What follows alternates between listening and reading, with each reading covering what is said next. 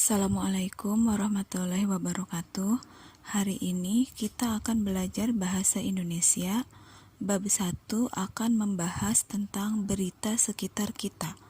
Apakah kalian pernah membaca berita, baik berita di televisi ataupun berita di koran?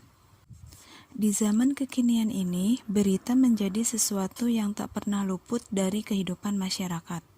Berbagai kejadian yang berlangsung di dunia dipublikasikan dalam bentuk teks berita. Beragam macam medianya seperti televisi, internet, situs website, radio, maupun koran. Pada pembahasan hari ini, Ibu akan membahas mengenai pengertian berita, ciri-ciri berita, tujuan berita, dan unsur-unsur berita. Teks berita adalah teks yang memaparkan informasi mengenai suatu kejadian atau peristiwa yang bersifat aktual dan terkini. Ciri-ciri berita diantaranya, yang pertama faktual, artinya berita tersebut harus sesuai dengan kejadian yang nyata. Aktual, yaitu beritanya itu harus yang sedang hangat-hangatnya diperbincangkan. Kemudian unik, menarik, berpengaruh bagi masyarakat luas, melibatkan waktu dan kronologis kejadian, objektif, dan yang terakhir menggunakan bahasa baku. Tujuan berita. Tujuan berita di sini sebagai penyampai pesan komunikatif, memberikan berita dan informasi kepada pembaca, penonton, dan pendengar mengenai suatu kejadian tersebut. Unsur-unsur berita. Unsur-unsur dalam teks berita ada 6. Yang pertama what, yang artinya apa yang sedang terjadi. Kemudian yang kedua when, kapan terjadinya peristiwa tersebut. Where, di mana terjadinya peristiwa tersebut.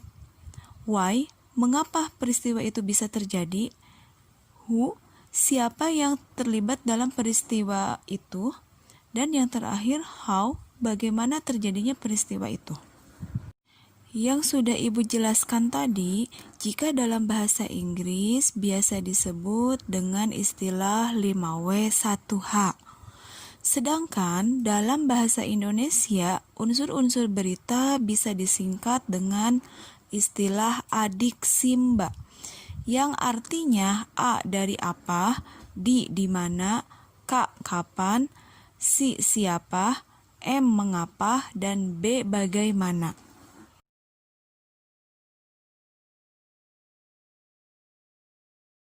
Demikian materi yang Ibu sampaikan hari ini, semoga bisa dipahami oleh kalian.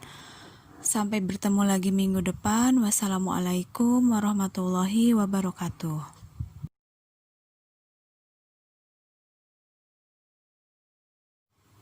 Jangan lupa tetap di rumah aja, jaga kesehatan, hindari berkerumun. Semoga kita semua terhindar dari COVID-19. Amin ya robbal alamin.